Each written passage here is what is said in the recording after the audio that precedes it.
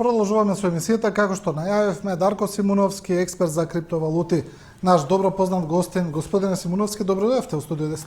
Добро ве најдов, благодарам на поканата, чест ми е и задоволство што повторно сум тука во 24 вести.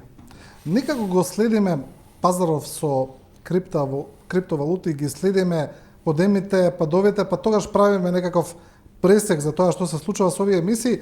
Сега ми се чини како да има повторно некаков зелен, позитивен бран или бул маркет, ајде да речеме, дали вие ќе ни кажете, некаква повторно позитива се гледа на криптопазарот, особено со биткоинот. Така е. Биткоин сепак е локомотивата на криптовалутите. Ако биткоин оди горе, другите следат, така да многу е битно таа локомотива да продолжи да оде и напред. Моментално вниманието е кон биткоин, затоа што сега биткоин од ситуација каде што граѓаните вложуваат и имаат право да вложуваат и да купуваат биткоини, сега со новата ситуација веќе биткоин ќе биде достапен за институционални инвеститори. Тоа значи дека инвестициски фондови, банки и други што се во тој сектор ќе имаат право да купуваат биткоин преку биткоин ETF, каде што веќе имавме некаде околу 20 на фирми, инвестициски фондови, што веќе подадоа за биткоин ETF. И тоа беше таа иницијална каписла што го турна пазарот во зелено и во еден позитивен тренд. И сигурен сум дека со самото означување на тоа и официјално кога ќе дојде биткоин ETF, официјално да се тргува после одобрување на Комисијата за хартија од вредност од Америка, која ќе се даде тоа зелено светло официјално да се тргува, сигурен сум дека цената буквално ќе експлодира преку ноќ и ќе бидеме сведоци на нови рекорди. Имаше една информација дека и американската влада чува дел од своите резерви во биткоин. Тоа беше кажано, излезе како информација, не беше демантирано од никого, ми се чини беше спомната некаква сума од 50 милиарди долари. Тоа за американските федерални резерви е мала сума, реално, но сепак е некаков знак, значи дека институционално криптото добива потврда. За тие средства што спомнавте конкретно, тие средства доаѓаат од една операција што FBI ја извршија на нелегални сајтови, на тие што се полага во криптото се сеќаваат, имаше еден вебсајт Silk Road, тоа е на почетокот каде што навистина имаше тука доста нелегални активности во тој вебсајт. Тој вебсајт се затвори, тие не легитимни тргувања таму и така да од тука многу се извлекоа биткоини и владата од тогаш ден денес уште ги чува тие биткоини и како што знаете од тоа време до денес биткоин е многу порасна. Чинам дека сега моментално и можеби некаде 70 милиарди вредат од прилика горе-долу според моменталната цена на биткоин. Тоа е во тој поглед, но меѓутоа, како што кажав, сега најбитниот момент, историски момент за криптоиндустријата, по-конкретно за биткоин, ова е историски момент затоа што биткоин официјално ќе може да биде тргуван на берза, каде што ќе може секоја банка во цел свет, било кој фонд во цел свет да може легитимно да вложува во биткоин ETF. Тоа се едни фондови, и тие фондови каде што најпознат играч веќе во ова ситуација влезе BlackRock, најсилната компанија што моментално имаат околу 10 трилиони американски долари средства што ги менаџираат, така да тие се, мислам дека тие беа главните тука што со нивното реноме и нивната моќ го потурна овај процес кон остварување на овај момент. Ова дефинитивно, како што реков, е историски момент за криптоиндустријата, за биткоин и за прв пат во историјата ќе може официјално сите институции да вложуваат во биткоин индиректно преку спот биткоин ETF. Да, кога зборувате за оваа одлука, имаме ли некакви временски рокови? Кога се очекува тоа да биде донесено или заклучено од Американската комисија за харта? Имаме неколку поставени рокови. Првиот рок каде што треба да се одобри овај производ, финансиски производ преку биткоин е 10 јануари. После тоа имаме уште два рокови, последниот рок би бил крај на мај. Така да во било кој од тие рокови во тој временски период законски Комисијата за хартија од вредност во Америка ќе мора да се изјасне позитивно за биткоин. Зошто го велам тоа? Затоа што веќе Комисијата за хартија од вредност во Америка веќе беше тужена од одредени фирми што веќе се обидуваа да турнат таа идеја каде да биде биткоин достапен за институционални инвеститори, така да со тоа тие изгубија на судот и така да тие мора тоа да го одобрат, но меѓутоа прашање не знаеме точно кога ќе се одобри, али се повеќе и се погласно се шушка и се зборува дека најверојатно уште првиот рок ќе се одобри и што е најинтересно веќе и потврди Гери Генслер, председателот на Комисијата за хартија и вредност во Америка. Тој веќе потврди дека дефинитивно сите тие што имаат подадено дека наеднаш ќе бидат одобрени, затоа што тогаш тие би имале проблем повторно законски проблем ако не ги одобрат сите, затоа што веќе има доста фирми што веќе имаат подадено за тоа. Да, добро, кога тоа ќе се случи, верувам дека навистина ќе има таму големи поместувања. Ова што го зборувате вие за една нивна регулација или враќање или ставање, ајде да речеме во останатите финансиски токови, сигурно дека ќе влијае позитивно врз целиот пазар. А досега оно што беше проблем, што влијаеше лошо, да речеме негативно, беа тие пропагањето на одредени именувачници, на одредени сајтови кои на веќе и онака тој еден бурен крипто пазар внесуваат цело време доза на несигурност кај граѓаните и кај инвеститорите. Да. Јас тоа и многу пати го имам зборувано и кај вас на гости преходно кажував, многу е битно регулација. Токму ради овие работи, еве пример, единствена, малкумина ова го знаат, овој податок, единствена 100% регулирана менувачница во свет, моментално е само Coinbase. Coinbase е единствена што можам јас да тврдам дека е сигурна. Зошто? Затоа што Coinbase е јавно тргувана фирма. Значи, кога една фирма оди јавно да биде тргувана, да се продаваат акции од таа фирма, таа фирма има ревизори, што имаат квартални ревизори, имаат сметководители, тие сите податоци одат јавно.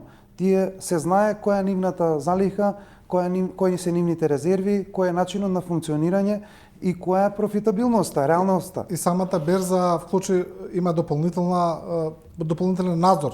Мора да даваат извештаи, мора да даваат таму. Точно. И затоа јас многу пати кажував дека е круцијално да се донесат регулации за криптовалутите, за да нема вакви ситуации што ги имавме.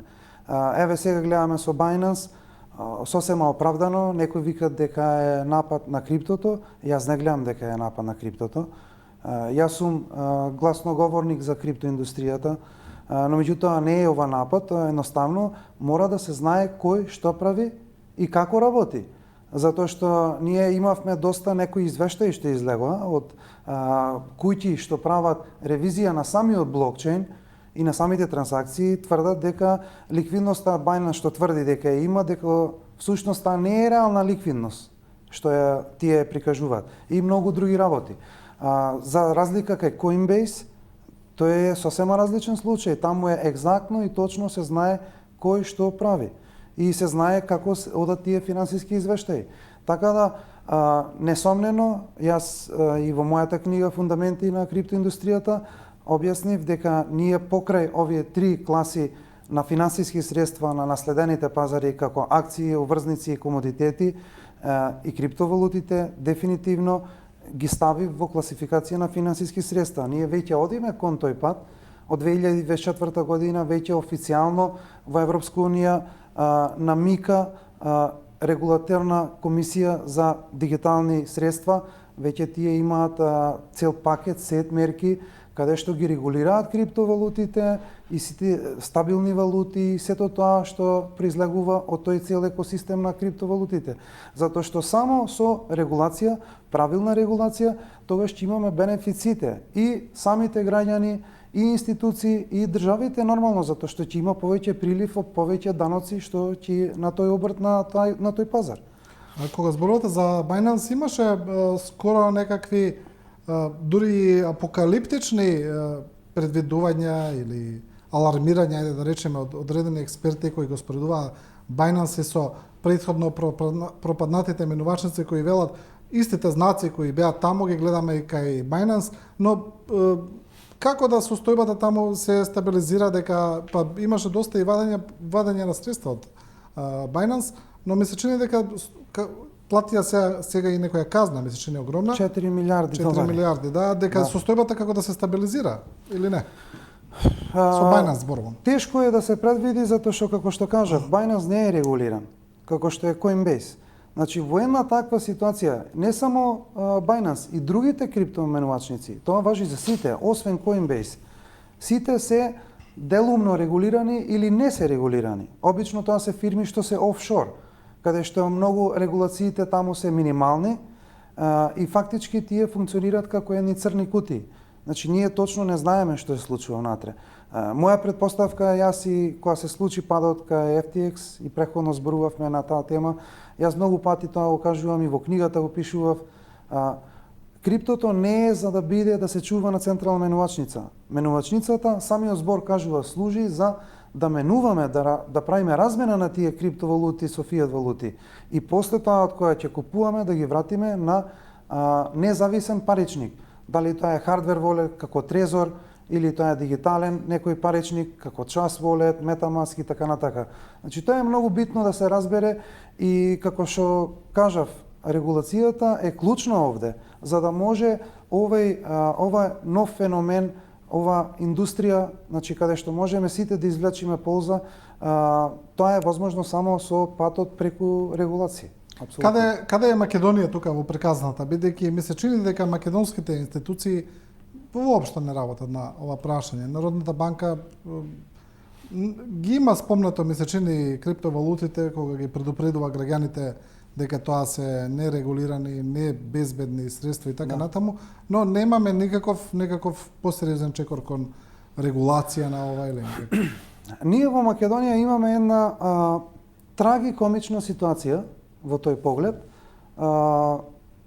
Трагично е тоа што на една ваква иновација ние чекаме некој друг да ни наложи што ние да правиме. Во Македонија ние веќе се навикнавме каде што нема иницијатива од натре, иницијативата доаѓа од надвор. Најверојатно тие чекаат некој од надвор нешто да им каже. Јас многу пати јавно тоа ги повикував да се направат одредени регулации, регулации каде што на вистина ќе бидат позитивни за нашето општество. Затоа што ако криптовалутите се стават во класа на финансиски средства каде што еве гледаме доста држави веќе развиени држави одат кон таа траекторија, кон тој правец, затоа што тие ги согледале бенефициите од употребата на криптоиндустријата во сферата на живење и на општеството. Така да и ние треба да се стремиме кон тој пат, затоа што тоа само може да донесе бенефит. Моментално вака во сива зона кај нас никој не е во бенефит. Луѓето повторно ќе продолжуваат да тргуваат, не може никој да ги запре, а државата не добива ништо од тоа, фирмите исто така не можат да навлезат во тој домен, во тој сектор, има пречки, така да јас се надевам дека што поскоро ќе ги послушаат моите повикувања и дека можеби, барем ако ништо друго, ќе седнеме на една консултација да им ги објаснам кои се позитивните работи. Навистина ова е многу позитивно. Јас тоа многу пати го зборував. Значи и ликвидноста, на нашиот денар ќе се зголеми и исто така приливот на даноци, што би јас тоа многу пати го зборував.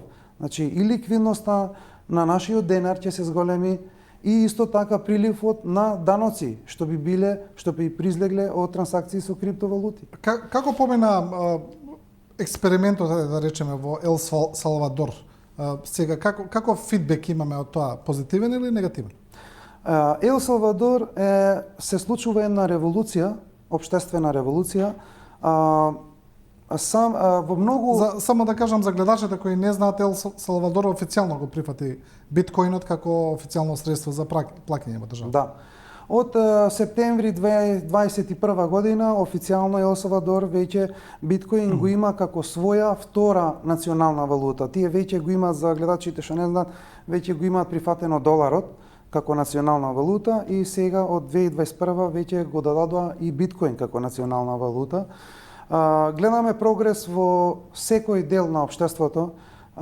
Председателот на Ел Салвадор е човек што навистина се грижи за својот народ, човек што навистина сака да ја помогне на својата држава, за разлика од тука, и направи доста прогресивни мерки.